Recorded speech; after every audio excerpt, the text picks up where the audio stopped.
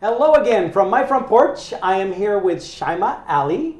Paul, thank you for having me. Well, thank you for being here. And Shaimaa, as you know, I am president of the Filipino American Society of Iowa, and over the last few years I've been involved in the organizations. We've done different things around the community, different volunteer activities, and the events that we do and the volunteer activities we do only are able to happen because of the people who join us, the people who show up and help work at them. And Shaimaa actually has been part of several of the events we've done, so thank you.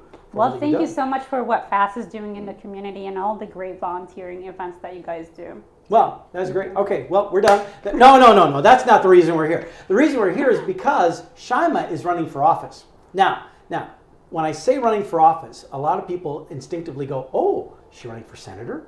Is she running for representative? Is she running for secretary of something? Governor. Are you running for governor? Are you running, what is she running for?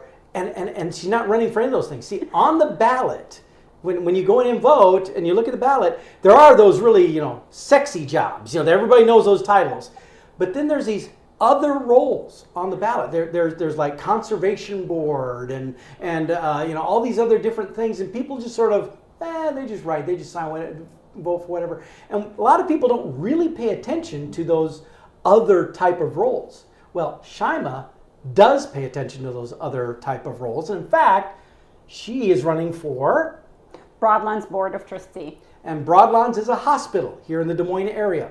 And so that, I was really, really struck by that. So honestly, I understand what makes somebody run for those other higher offices. A lot of times it's just because they like the title and the prestige. That doesn't really play for this role. There's not a lot of prestige with being a Broadlawns trustee. I mean, in the sense of compared with those other kind of roles. So I doubt that's what's motivating you to run for Broadlawns board. So I thought you all might appreciate this too. What gets somebody to say, I want to run to be on a hospital board of trustees? Well, let's define what hospital is that. Okay, so yes. Broadland is the public hospital or public medical center that serves Polk County. Since it's a public hospital, it's 30% funded by tax money. It's our tax money, your tax money, my tax money. And that requires that hospital is to have a elected board of trustee from 5 to 7 people elected. And that's why we have to run for the role and be on the ballot in November. Oh. It's non-paid role, so I'm not going to get a penny out of that. So you're doing all this work to not get paid but have headaches. Okay, got it. It's the right headache. The right headache. The right headaches. It's the right headache, and let's define why I am running. Since this is again a public hospital, majority of the people that are served by these hospitals is people who look like me. Speak broken English, English as a second language, or dress like me, or an immigrant, or a people of color. Well, and at that point, we should mention, because we're here in Des Moines, Iowa, and there's all these fallacies about Des Moines and about Iowa in general, that they think everybody that lives in this state looks like this. Now, there are a lot of people in this state who look like this. The majority of people in this state look like this. However, Iowa, for decades now, started back with Governor Ray, really, that initiated it. Iowa has been a haven for immigrants, especially those fleeing, seeking refuge in other places. Iowa has had a very open door policy. And because of that, Iowa has a really diverse immigrant population international. There are literally elementary schools here in Des Moines that have at least 30 different cultures represented in that one elementary school. A lot of people don't realize that when they think about Iowa. They don't get that image. And so when you're talking about Broadlawns serves a very ethnically diverse minority population, I don't want people thinking that's just a couple hundred people. No, that's a lot of people. That's a lot of people. And to your point, we have a lot of refugee and immigrants that moved to Iowa over the past 25 years, and they are growing. The Iraqi refugee or the Iraqi community is growing. The Afghani community is growing, and before that, the Bosnian community, and before that, the Asian community as well. So, and I'm running to represent them. Most of the people that my people are people working paycheck to paycheck, working 3-4 jobs Yep. to be able to live and survive, and they don't have time to have a voice, and I'm running to be their voice. Okay. So that's really what motivates me to run. I toured the hospital multiple times. I had a chance to talk to patients, and I feel connected to most of them, the struggles that they're having when they move to the US and the struggles that they currently have. And I want to be a voice for them. I'm running to elevate the level of service that they are getting, expand the level of service that they are receiving, and engage with them in the process of decision making for what the hospital is doing. So the 3 E's: engage, expand, and elevate. Excellent.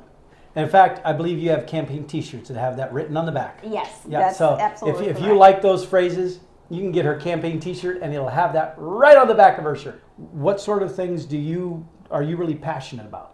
I'm passionate about ensuring everyone in Polk County has access to quality health care regardless of they are Democratic or Republican. And it really aches my heart when I get the question on the campaign trail, are you a Republican or a Democrat? What does it matter? What it matters, no one checks your political affiliation before you're provided a medical service. Yeah. Actually, when you're provided any service in the United States, no one asks about your political affiliation. Healthcare, education, quality of living, housing, food security has nothing to do with your political affiliation. These are human rights that we are entitled to make sure that our citizens and our residents receive regardless of their political affiliation. What I really appreciate about what you were saying is she's running to be on the board of a hospital. It doesn't matter. Doesn't matter who you are, where you came from, what you believe. You need medical help, you need medical service. That's what Broadlawns is there for, and that's what she wants to ensure, no matter what your need is, no matter what it is you're coming to their door needing to have help with, that the help is there for you. Absolutely. And if there's anything we have learned over the past 3 years during COVID is we all do well when we all do well. I You like that can't phrase. have That's good. one sick person in the community or carrying COVID and you say we're safe. Yep. Right? So we all do better when we all do better. And it's my moral responsibility to step up and make sure we all do better. Well, I'm sold. As I said, I wanted to have this conversation with her because who runs for a hospital board? Well, some people, I hate to say it, I don't know about this in this election. I'm not thinking of anyone specific, but I do know from other situations. Some people still do run for those just because they want to be able to have it on the resume. They want to be able to brag that I did this, or it's a stepping stone to get their feet in the water for something to do something else. But in your case, you've clearly now demonstrated you just have a heart for this role. Let me tell you, speaking of the resume, because I was asked this question, I am not in the medical field. So people assume sometimes because I look like this, I'm a doctor. You look so professional.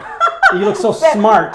You must be a doctor. No, I am not a doctor. I can't deal with blood or any injuries, just to be very clear. But I tell you what, this is not a position that will help my resume. In my day life, I'm a senior operational risk manager. And why I'm running is I see the risk in the community. Oh, yeah. I see the risk of mental crisis is awaiting to happen because our teens that grow up during the pandemic locked in front of social media, right? Polarized social media during the Trump era, right? They are going to suffer or already start to suffer from mental health. As they grow into adulthood, this is a crisis is waiting to happen. Well, and we better be prepared. Our medical center is better be prepared to fully be equipped to handle that increased number of needs. Well, right? and we already have seen, even now, we see an increased number. I mean, you talk about the gun violence issues, but not just specifically that, but we've seen in a number of ways where we see unhinged people, and I don't mean that in a derogatory way. I just mean that for whatever reason, something has snapped, something has pushed them too far, or we've seen unhinged people do bad things. Well, the reason they get to that point is because there wasn't the help there when they needed it. And so it's very important for us to make sure we keep that in place. Yeah, and the second risk I'm seeing is the risk for women losing their rights for reproductive rights. And this is really, It really aches my heart because every woman should be able to make that decision with her physician. And I believe Broadlands should have a very strong say proactively in ensuring that doctors can make that decisions with their patients without losing their medical license. As they would with any other medical procedure. Absolutely. And that's really why I'm running, because women should not really think twice when a decision like that needs to be made. It's for her and her doctor to decide. So that's the second risk I'm seeing. And the third risk I'm seeing is the current board as it stands today lacks diversity. And if no one else is going to step up and do it, I'm going to step up. Well, and that goes back to you saying that you wanted to be a voice. Absolutely. For a voice for a significant sized yet unrepresented community. Yep. As long as they are not going to ask me to sing, I'm not going to be a singing voice. I got that covered. I'm not the ethnic part, but I'll do the singing. Just ask me to do Sweet Caroline or something. I got it. All right. Well, Shaimaa, thank you for being with me today. Thanks for discussing this. Thanks for sharing about what the passion is that's driving you to want to pursue this office. Having been mayor of a small town, which is not exactly the same, but it's probably comparable. I know that is a thankless position, and you will have a lot of critics, and everybody else knows what you should be doing, even though they didn't have the backbone to actually run to be in the office. But we still need, in all of these roles, we still need good, solid, competent, passionate people to serve. Even if you don't agree with everything 100% of what those people do, at least those people you know are there because they care, which is a whole lot better than someone just for a resume. And so good luck. I hope you do well. I hope you get the most votes of everybody, so it's very clear that the community has spoken and Shaimaa is there to represent. Well, thank you so much for having me, Paul. Remember the 3 E's: expand, elevate, and engage. And remember 3 call of action. Vote November 8th and take 5 people with you to the voting place. Second thing, consider Broadlands as your medical center. We need to change the stigma around Broadlands. It's the public free hospital, which is the public hospital, but we need to put our money there. And the last thing is, please consider voting for me on November 8th. And speaking of which, support my campaign. There's a sign sitting here that there is another individual off camera that you can't see, but hopefully she's listening right now and will hand me the sign.